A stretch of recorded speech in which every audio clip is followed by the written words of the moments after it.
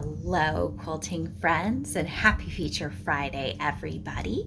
Thank you guys so much for joining me in my sewing studio today. It's great to have you here. We are starting a new quilt, and we are custom quilting this one, and it is going to take a little time because it's a pretty big one for what I tend to do. It takes up a majority of my frame space, and we've got lots of little blocks that we are filling in individually. I've had this pattern quite some time, and I am so excited to be working on this one. So let me turn you guys around so you can see what we're doing, and we will get started. So here is the quilt on the frame. I'm going to back up a little bit so you can see the whole thing. I have done 2 rows already, but you can see it kind of has some pinks up in one corner, and then it fades down through like yellows and greens and light blues down to purple. And the pattern is called Space Invaders. It is a purple pineapple studio pattern on one of these postcard type things, which I just love. So everything is all on one little card. I bought this a couple of years ago, and it just took me a while to find the fabric that I wanted for it. So here we are. I finally made it, and I am going to be quilting in the colored rectangles with black thread. I think you can kind of see that I've done some up here, and then the big black rectangles in between are getting quilted in with colored thread that coordinates with one of the colored fabrics around it. So I did a little bit of planning, and you can see that I've got little teeny tiny pieces of paper pinned down to all of my black rectangles here on my quilt. Those are all different colors because I did buy, if you can see in my little box over here, if I can get that open for you, I did buy a bunch of different colors that coordinate with the fabrics in the quilt. So this took me some time. I did some planning, you guys. So I can't wait to see how this turns out, and I am ready to get going. So we are going to do our fill-ins here on our corners right now. I'm going to show you how I've done that to create this little diamond look. Now on my Butler screen, you can see I've got a giant layout box. That is my safe area. It is the whole frame because over here, I've got maybe a foot of space, and a lot of that's taken up by your carriage. Same thing over here, I've got a little bit less. So this is a big one. Let me look at the pattern. I can tell you it is 60 by 72. So it's a pretty good size here.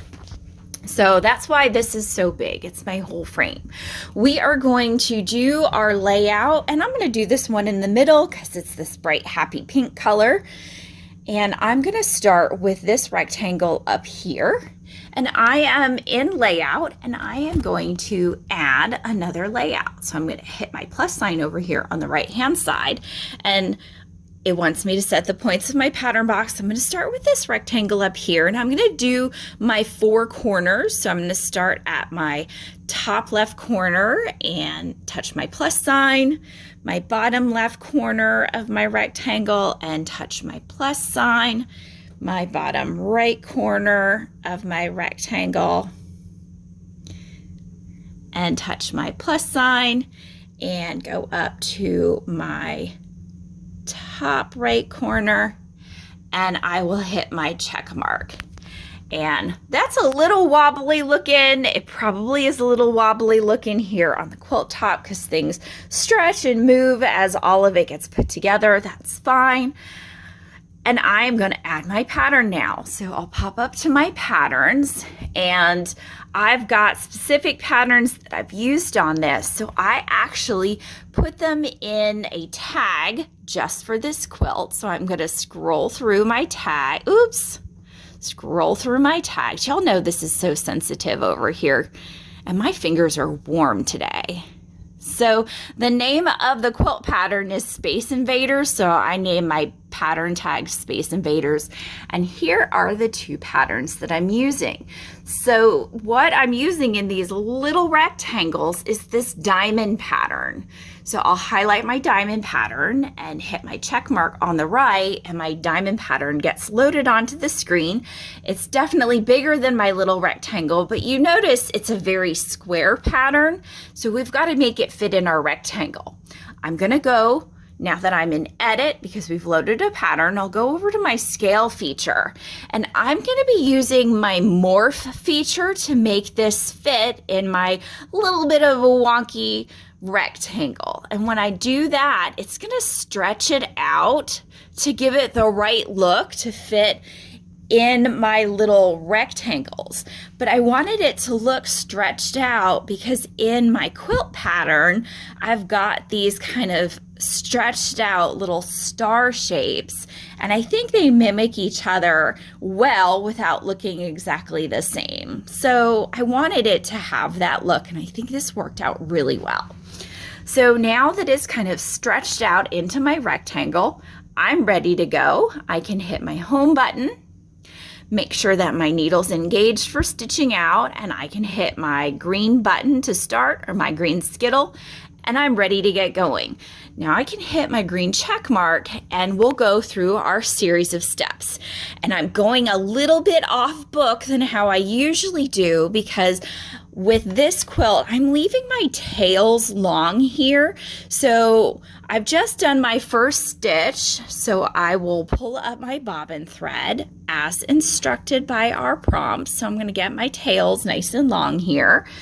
I'll hit my check mark there, and it's going to recenter back into place. But here's where it tells you to cycle the needles to lock your stitches. And you guys know I usually do 3 cycles of my needle up, needle down button to lock my stitches. I'm going to skip this step here because I'm going to work on burying my threads for this quilt so that I don't have little knots all over the place. So I am going to just pull my threads over to the side here so they don't get taken up in the pattern as it stitches. And I'm going to skip this step simply by hitting my check mark. When I do that, I get my instructions to start stitching, so I will turn the stitching on here, and I will touch the check mark on my screen, and see my little tails are still here, and it's already started stitching.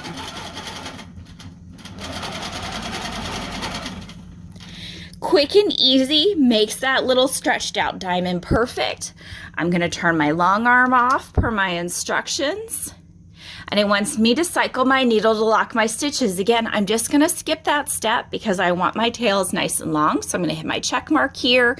And then I'm going to go ahead and bring my needle out of my fabric, and I can bring my bobbin thread up. So that's quick and easy.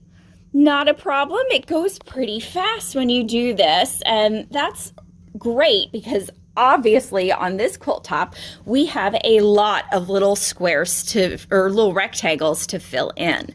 So this is going to take some time, but I don't mind that. When you're doing custom work, you have to give yourself a little bit of grace and a little bit of patience because it does take time.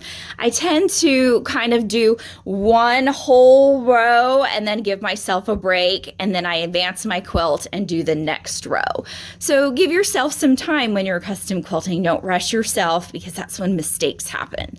Let's do our big square next in our black thread, because right now we're working on our black thread. So I'm going to set up our larger rectangle here in the center. So I'm going to hop from my home back down to layout. I'm going to add a new layout here on the right hand side and set the 4 corners of my big layout box. So I'll hit the plus sign at my top left. I'll come down to my bottom left, line up my needle with that corner and touch my plus sign. I'll scoot all the way over to my bottom right corner and touch my plus sign, and then I'll scoot back up to the top right corner and hit my check mark. This one looks a little bit more rectangular, not quite so wonky, so I think that one's a little bit better here. Now we need to add the pattern for this. I'll hop up to patterns here on the left-hand side, and I'm gonna switch, since I'm still in my Space Invaders tag, over to this pattern called Bubble Glitter. That's what I'm using both in the center here and in my large rectangles. They're just gonna be 2 different sizes. So I will use my check mark here to load the pattern. And once the pattern's loaded, we're already in edit. And for these little rectangles in the middle of our colored squares, it's a very big pattern and we've got to scale it down. So I'm going to go to my scale feature and I am going to use my auto scale. So it's just going to take that design and shrink it down into our rectangle. Quick, easy, simple. I tend to do the easiest thing possible when I'm working on a large quilt. If I can use a cheat code or use something that automatically does it for me, like my morph button or my auto scale button, I'm going to use the easy buttons. So we've got it set and ready to go. I'll go up to my home button. My needle's engaged. We'll hit our green go button. And I will hit my check mark so that it goes to our starting point. We'll let the robotic system take over, move to the starting point of the pattern. And then we've got our instructions. So we're gonna do our single stitch. And I'll touch my check mark. We'll pull our bobbin thread up as we're instructed to. So I'm gonna grab that. And again, I'm gonna give myself nice long tails because I'm not going to lock my stitches. I'm gonna work with burying my threads. So I will hit my check mark here. And we're going to recenter back into place at the start of our pattern. I've got my nice long tails here. And instead of cycling my needle, I'm just going to skip this. So I'll hit my check mark. I've still got my tails here nice and long. And my instructions are telling me to turn on my stitching and hit the check mark. And it's going to take off and do the design. So I've got my little threads here from my top thread and my bobbin thread from the start of the pattern, and I can deal with those later. I've got the ones over here just hanging out from my diamond, so I will work with those later. So there's no reason why you have to lock your stitches if you don't want to. This is a learning process for me because y'all know I usually do, so I'm trying to do something new. I do have my robot slowed down for this particular pattern. I have it at a 20. Remember, your speed controls over here on your stitch out screen. Your down arrow is going to slow your robotic system down. Your up arrow is going to speed it up. Usually I like to run at a 30, but I found with this particular pattern, going through these points on my stars and it double crossing over itself, it tends to run just a little bit better and a little bit smoother on those double crosses when it's stitching over itself at a slower pace. You learn those things as you're going through. That's something I learned on my first row. I was like, hey, this is going to run a little bit better if I slow it down as I stitch through my first row of stitching. I love how the black thread contrasts on these really bright colors. These are Tula Pinks and the Tula Pink polka dots, and the colors are just so vibrant and beautiful, and I just love how the black contrasts on them.